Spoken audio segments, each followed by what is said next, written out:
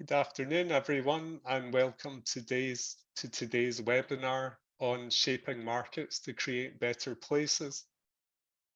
This is part of an ongoing Land at Lunch series run by the Scottish Land Commission, and these briefings are designed to be friendly and conversational and open to everyone. I'll just start by saying that we'll definitely finish by 12:45. And before I give more of an introduction, I'd just like to introduce my colleagues who'll also be running the webinar, Lisa Busby and Hannah Wheatley. Hiya. Hi, everyone. So the purpose of the webinar today is to look at the need to change the way that we deliver housing and to consider how the way we bring forward land for housing can help us meet goals such as net zero and better public health. The timetable today is I'm going to give this brief introduction and then I'll hand over to Lisa, who's set up the series, and she's going to run a poll which just helps us better understand the audience and deliver better webinars in the future. We'll then go on to the main presentation, which Hannah and I will jointly deliver before a question and answer, and then I'll hand over to Lisa for a final poll before we wrap up. So to introduce the Land Commission, we're a non-departmental public body and we're fully funded by the Scottish Government. And really our work's all about enabling better community participation in land use decisions and supporting work to a just transition and inclusive growth. Some of our main areas of work are supporting better practice and land use decision making, doing research to support innovation, and also advising the Scottish Government on policy and on new legislation. I'll now hand over to Lisa, who's going to run you through a poll before we get on to the main presentation. Thanks, David. Yes, hello everyone, and welcome to Land at Lunch today. I am going to run a poll, but first of all, I'm just going to run through a few pieces of housekeeping before we start. So as you may have already seen from the message in the chat and our holding slides, we're recording today. The webinar is recorded, including the chat and the question and answer. Information on how we use this recording is, and our full privacy policy is posted in the chat already. So have a look at that. Everyone's camera and mic are off by default today, but we welcome your questions in the Q&A box and comments in the chat box. Questions and comments in the Q&A box can be anonymous if you prefer, but your screen name's always visible in the chat, so just so you know. In today's session, we also have the option for you to turn on closed captions. This function is enabled using the CC button on the control panel at the bottom of your screen. That means you can have subtitles at the bottom. If you want to do that, that's great. And as I say, it's the CC button. They are auto-generated, so there may be some inaccuracies that are outside of our control. So apologies for that if that's the case. We are going to be collecting feedback throughout the session in the form of some short Zoom polls, and we are grateful for your input into these. The polls are anonymous. We don't share the results to the entire group.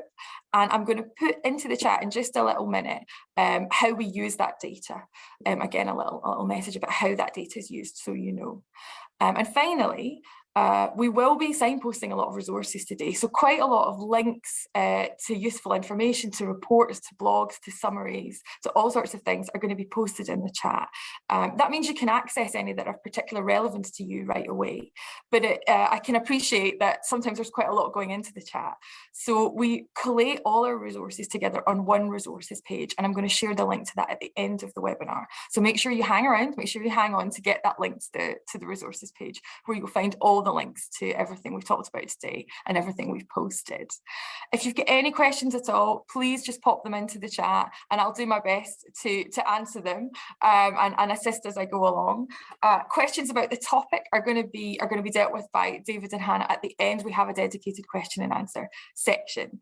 So yeah, we're going to be monitoring the chat closely and doing our best to answer all of those. So it is time to get you involved. So before I hand you back over to David for the main presentation, I'm going to just get you to do a little poll for us. So hang on while I launch that. So hopefully you can all see that a box has popped up on your screen. There are 4 questions in this. This is just to get a sense of who's in the room, so we know who's with us today. I'd be really grateful if you could scroll through. You do have to scroll down to see all those questions and then submit at the bottom. I'm going to be quiet now and just let you take a minute to read those and fill that out for us. And yeah. Okay, I think we're there with that. I'm going to end that poll now. So any last answers to go in, please, please do it now. Okay, fantastic. Well, David, I'm going to hand back to you now to run the main part of our presentation. Thanks very much, Lisa. Yeah, so as I mentioned earlier, today's presentation is really about ways that we could shape markets to create better places. Sorry about that, bit of a delay on the slides there, but what I plan to cover today is I want to look at how the housing land market currently works and the impacts this has on the sort of places that we create when we develop new communities. I'm then going to briefly make a case for change and argue that we do need to do things differently. And then I'm going to finalize my part of the presentation by proposing an alternative approach, which really is essentially about the public sector taking a greater role in bringing forward land for development and shaping markets. And then Hannah's going to conclude by sharing some case studies from our research. So just moving on. Yeah, so land and house building and the housing land market. The way it works at the moment, this is from our review of land for housing and a couple of pieces of research we commissioned on the way private house builders bring forward land. So really over the last 30 to 40 years, the system in Scotland is that private house builders build the bulk of the housing and actually they take much of the risk in actually identifying a site and taking it forward through planning and other statutory consents to build out and sale. And the main developers of housing now are all large national companies that are owned by shareholders. And so what they do to manage this risk and also to maximize shareholder return is they focus their activities on high value areas and on the main on greenfield sites, which are less risky than brownfield. Now this has a few notable impacts in terms of the sort of places that are created. They tend to be low density and very much designed around car use. And this in turn has impacts on levels of carbon emissions and active travel. And the final point to note on this is it means that the model really only works in certain higher value areas around cities or growth areas. So this slide from research on land for rural housing found that actually the big house builders can only really make the return their model requires in urban areas and high value areas. So effectively, rural Scotland or regeneration areas and town centres don't really fit that model of development. So I now want to argue that there's a real need to change this so that we can deliver different outcomes. And the starting point for that is really around housing needs and demand. This slide is from the National Records of Scotland, and it's looking at both population and household projections. And what you can see on the chart is, while Scotland's population is expected to go up a relatively small amount, 2% over 10 years, because we're living longer and therefore more of us are living either in couples or on our own, household formation is going up, and this means there's going to be an increased demand for housing. And that's against a backdrop where many people talk about a housing shortage and a housing crisis. This next chart's from Scottish Government figures. The mustard line shows new housing completions, and the purple line shows new housing starts. And all I'm really looking to show here is that in spite of an ambition to increase the amount of new homes we develop, in spite of significant government funding for affordable and social homes, actually, since the housing crash and the credit crunch, which is the start point for this graph, we've struggled to get back to building the number of homes that we had previously. And we certainly don't look to be in a place where we can significantly increase the supply of homes. And then the final point on the need to change is around the policy context, and I suppose the situation we find ourselves in terms of climate change. So the Scottish Government has published a new national planning framework, which will set out a land use framework until 2050, and that was actually just adopted by the Scottish Parliament yesterday. It's got some ambitious and wide-ranging targets, and the main one I would want to emphasise is this focus it has on reaching net zero. To do that, it's got an emphasis on land reuse over greenfield development, and a look also to support town centre living and rural housing development, something that we saw earlier we struggle to deliver at the moment. So how might we look to achieve this? Well, in a way, it's almost back to the future, and it's looking back to the way that we used to deliver a lot of housing development and land use. And a couple of ideas from previous research by the Land Commission. One is this idea called public interest-led development, which is really about the public sector playing a greater role in identifying sites, shaping developments, shaping markets. And examples of that, a more recent one would be the Dundee waterfront, which has been a great success. But actually, if we go further back, the new towns in Scotland really essentially follow this model where public sector does a lot to bring forward land and develop infrastructure, and then it works in partnership with the private sector to deliver mixed use development. And something that follows on from this approach is the idea of land value capture. This is the idea land value goes up a great deal when planning permission is given for development, particularly for housing development. And rather than that value going either to the landowner or the private developer, as it might do in typical suburban estates, we believe there's scope actually for that land value to be used to deliver better place making and benefits such as support for walking and cycling. I'm now going to talk about a couple of pieces of research that identify examples of public interest-led development and the use of land assembly.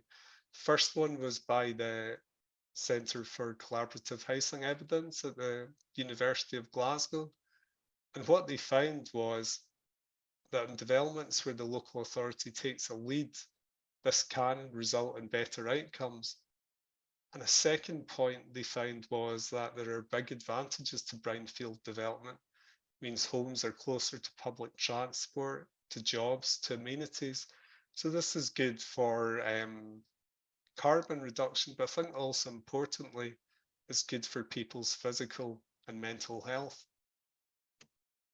And the second piece of research, we'd looked at examples of development in Scotland and found that these public interest-led ones were beneficial, but they tended to be the minority. So we looked at the Netherlands, Germany, and Switzerland to see how things work on the continent.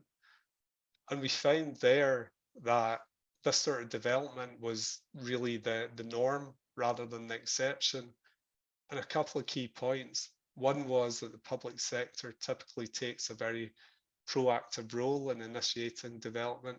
It's important to note that the way this is delivered, it's not public sector takeover. It's not going back to the vast majority of new homes being council housing. It's about collaborative working in both the public and private sector, bringing their strengths to deliver development and sharing risks.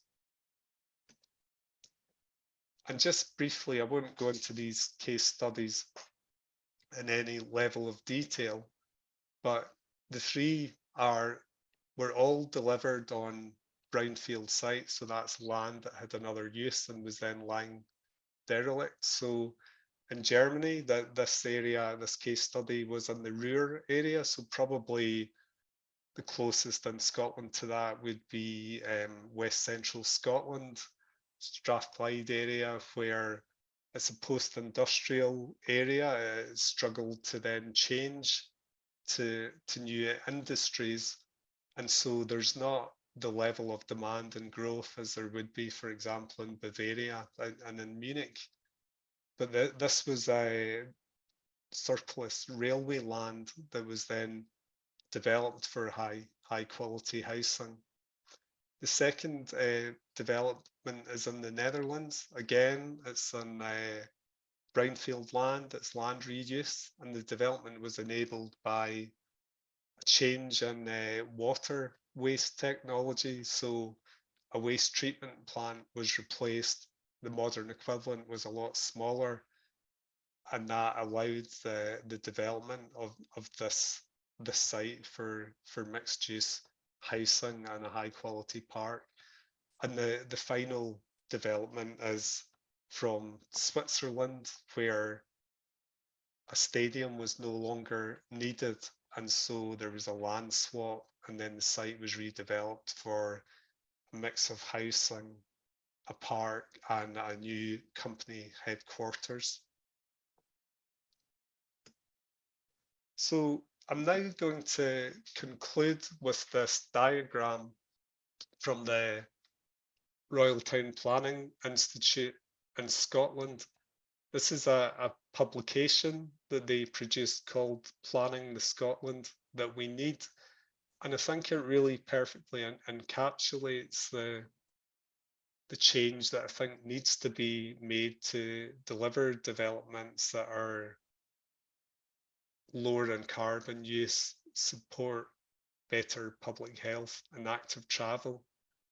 And it's really on the left hand of the slide, as you see it, that's the way the Town Planning Institute sees development happening at the moment. So it's short term, it's opportunistic, it's based on entirely on economic return rather than wider considerations around well-being, public health, and creation of jobs.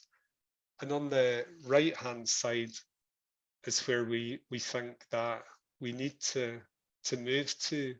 So it's about an approach that has a longer-term goal, really. You know, it's not just about short-term gains, it's about looking at what places need and shaping that. It's about having a vision, looking more holistically, so not just thinking about profit, but thinking about other benefits such as well-being, job creation, land reuse.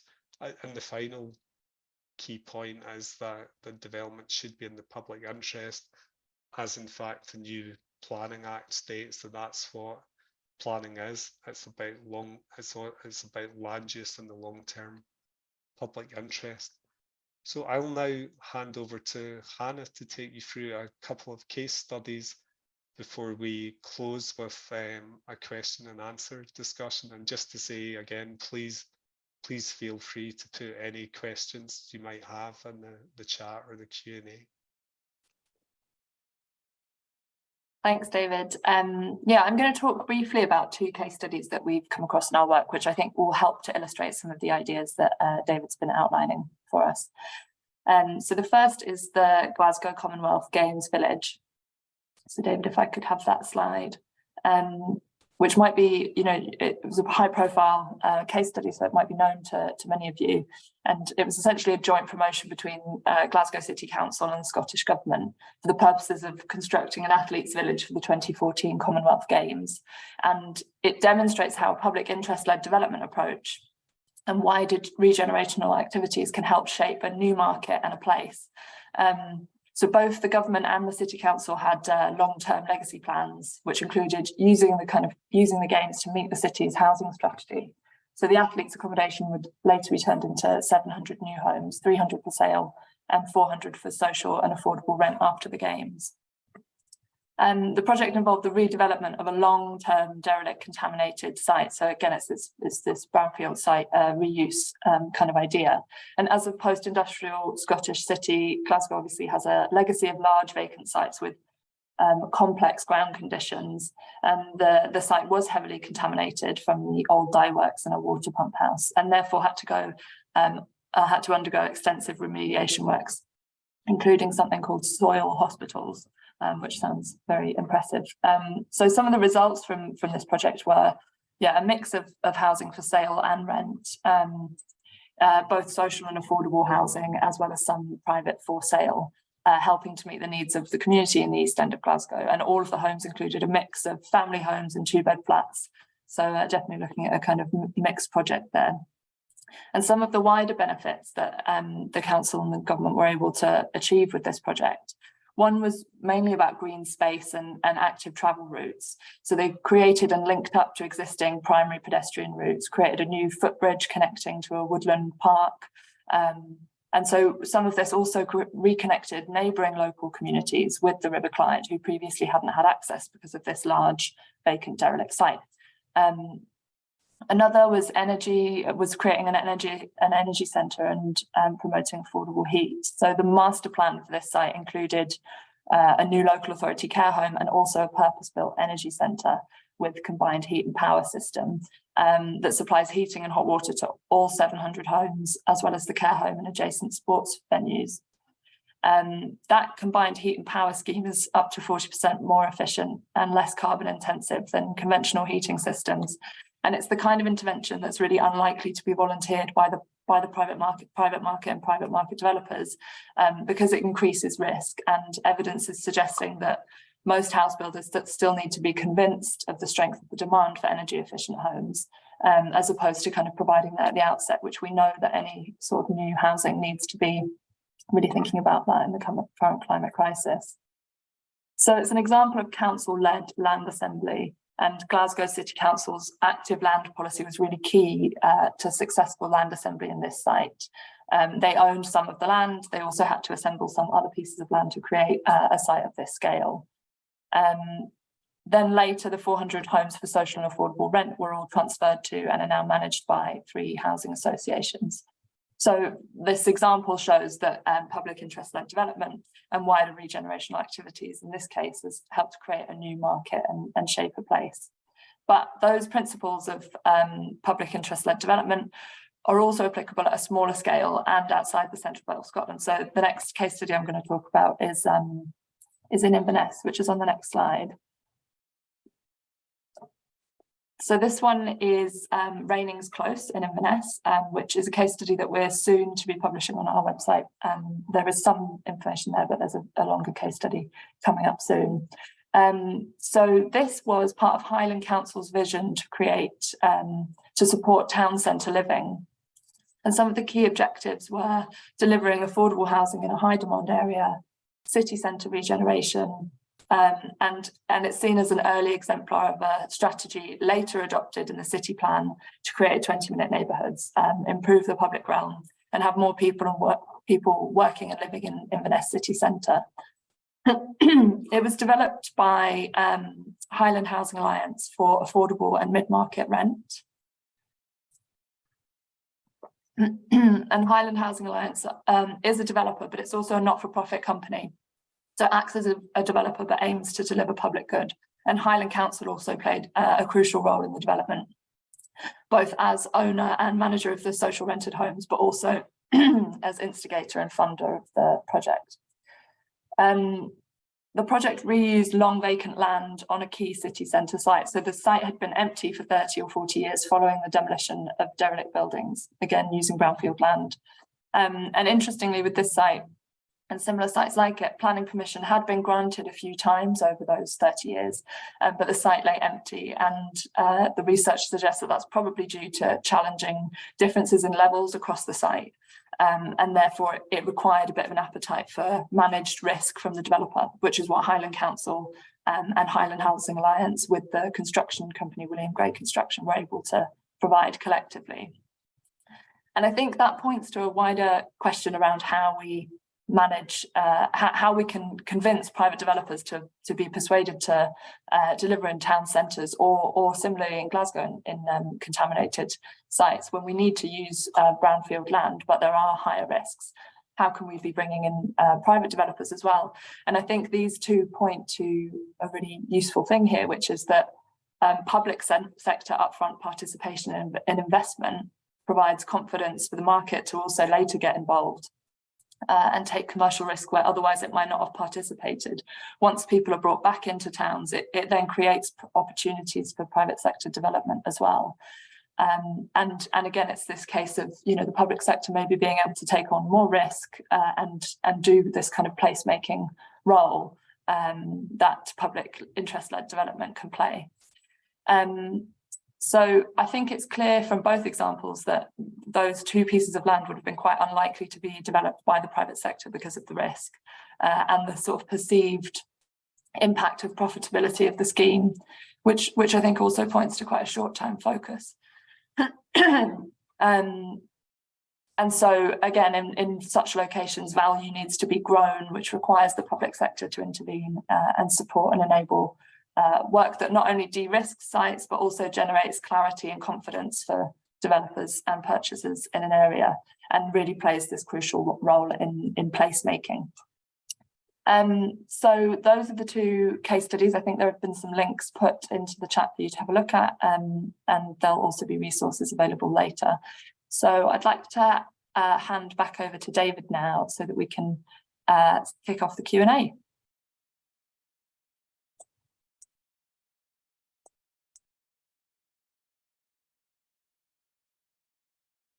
Thanks very much, Hannah. And just to encourage people again, please feel free to ask any questions or raise any issues or even share any thoughts. Maybe just to kick off, something that's often asked when we talk about this idea of moving to a greater role for the public sector and maybe away from quite such a free market approach as we've had up until now, as what's in it for the private sector. And if you could maybe talk a little bit about the Commonwealth Games Village, which Hannah's just given a really good description of the project there and the benefits.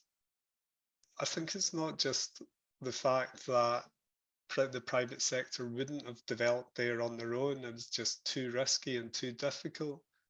But actually, one of the developers who worked there gave a talk at a cross-party group before, and they said actually that there were a number of significant benefits to this sort of project, and that was with infrastructure already being in and a master plan, and also the fact there was mixed development. So as well as having to sell houses, quite a lot of the houses were going to be for social rent.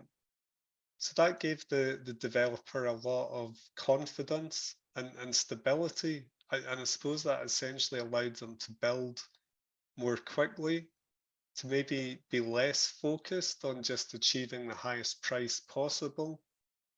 And, you know, finally to, as I said at the start, to build on a site and in an area that otherwise the private sector on its own wouldn't have been able to. So what we saw in the European case studies is it's really about mutual benefit. You know, everyone has their role, and it's not a public sector takeover or saying either one or the other's bad. It's about the public sector playing a full role and then working closely with the private sector. And going back to the slide about the national planning framework, I think we need a different approach if we're going to make these changes and actually continue to build as many houses, if not build more, to meet need.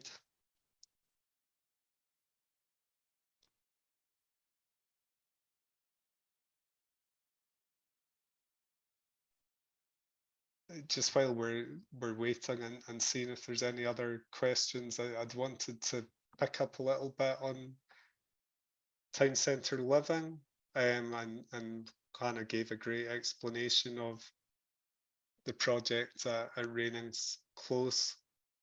And I think it's an interesting topic because many people are frustrated about the towns and the shopping areas where they live.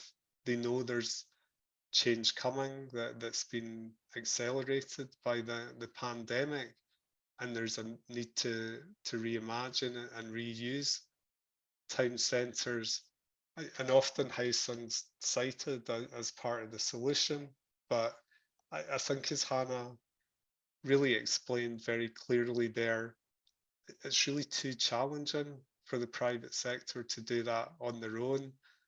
There's a lot of risk. There's mixed ownership. There may be contaminated land. It can be a challenge to bring old buildings up to the new building standards around things like energy efficiency and fire safety, which is quite right to have these standards, but really to create the market and enable that to happen, it needs the sort of leadership and the willing to be the first mover that the Highland Council has shown in that example. And hopefully it's something we'll see more of. And I'll maybe just conclude on that point by saying that the Scottish Futures Trust have been developing a report into town centre living, and the Land Commission and Architecture and Design Scotland have contributed to that. So that should be coming out, I think, either later this month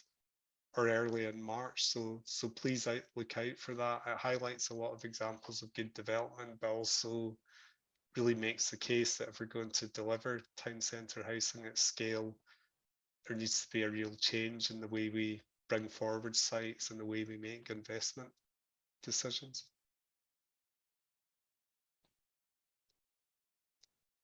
We've got a comment from David Jacob, just highlighting the Site Hill Transformational Regeneration Area project in Glasgow, which is a great project. And again, it's a great example of brownfield reuse, and really the city there, as Hannah said, having an active land policy and being willing to shape the market and reduce risk for developers. And yeah, really interesting to hear that NHBC are involved in that. And maybe David, you could get in touch with us subsequently. It'd be great to hear a bit more about that and understand it.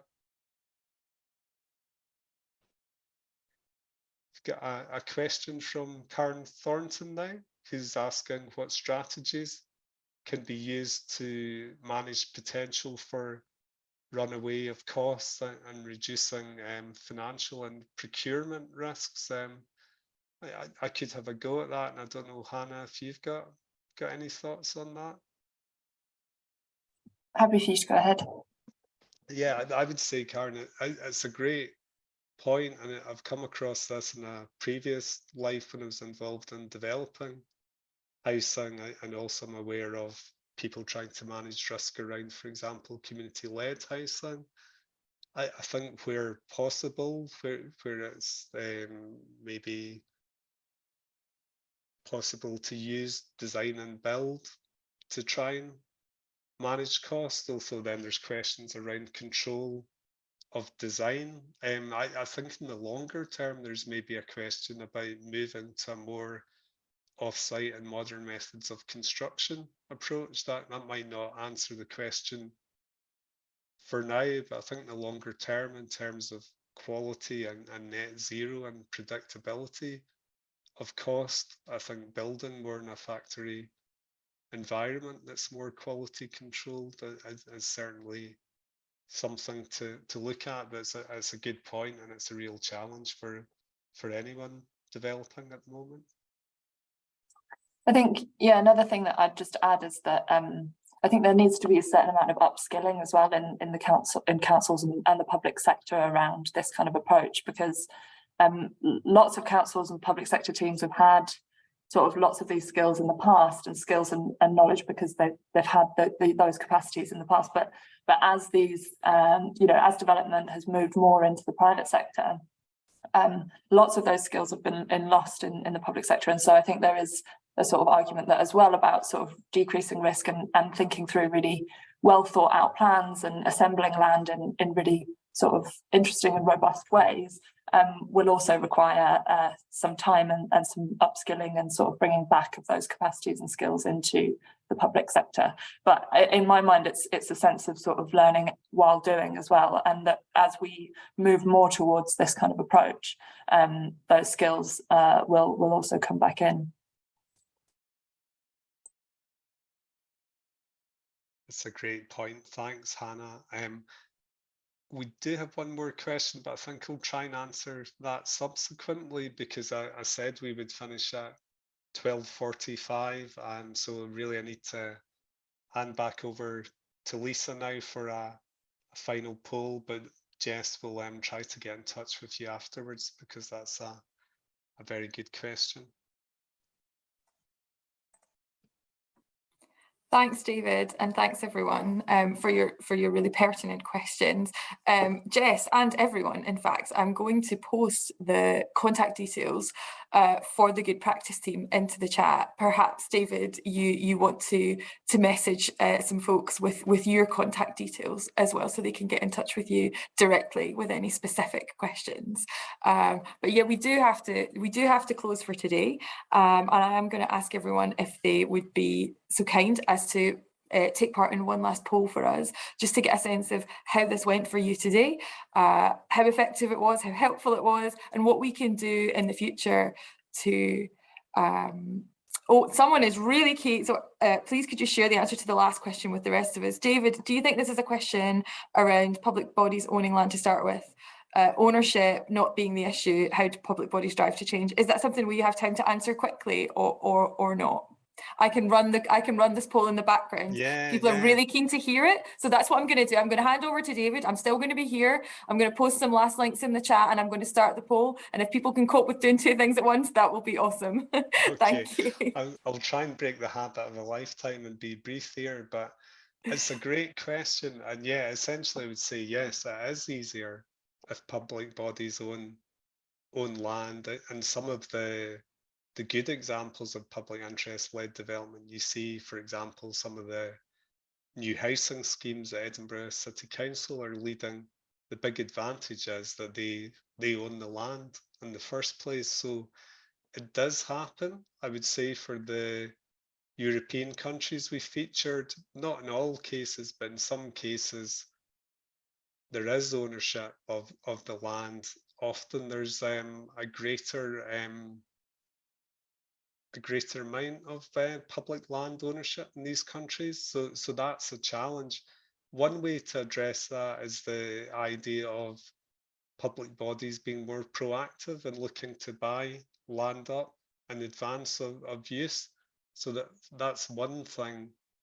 The second one is I think the national planning framework will require developers to deliver differently and work with the public sector. So I don't think it's an unsurmountable difficulty, but it's a very good point, and it does, I think, make it more challenging. And I'll hand back to Lisa now. Thanks, David, and thanks. I think it was to Jess and Fiona for really, making it clear that we had that bit of time. Please go for it. Please answer the questions. This is exactly why we do these evaluative polls. It's exactly why we want you to be honest and really active in the chat. So thank you for and we're going to make it. We're going to make it for 12:45. So thank you for doing that, everyone that's participating. You might have seen that I've already posted a few links in the chat. I've posted our contact details. I've posted the link where you can find out about all the upcoming Lands at Lunches. They're on fortnightly Wednesday lunchtimes, like today. I've posted the link to register to the very next Lands at Lunch, which is on how rural communities can develop affordable housing and create sustainable places. That's on the 1st of March at 12 noon. I've put the Zoom registration link in there already. And the last thing I've posted in the chat is the Wakelet page for today's webinar. So that's a page where I've already collated quite a lot of the things that have been posted in the chat, the links and so on.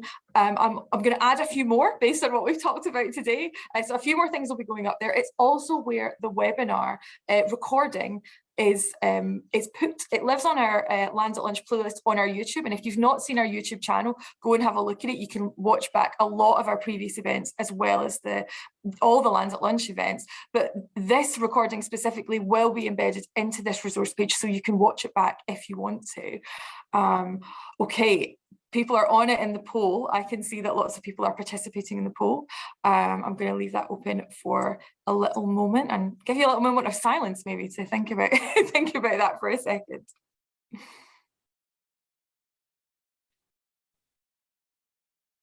Okay, just before I end the poll, I'm going to bring David back in to say thank you and goodbye, and introduce once again our next Land at Lunch seminar, our webinar.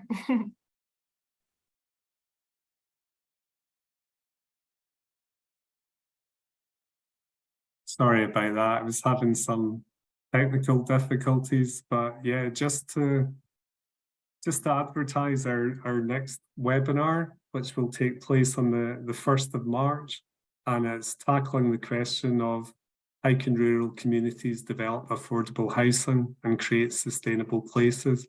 I'm delighted to say we'll be delivering that jointly with Ronnie McRae from the Communities Housing Trust.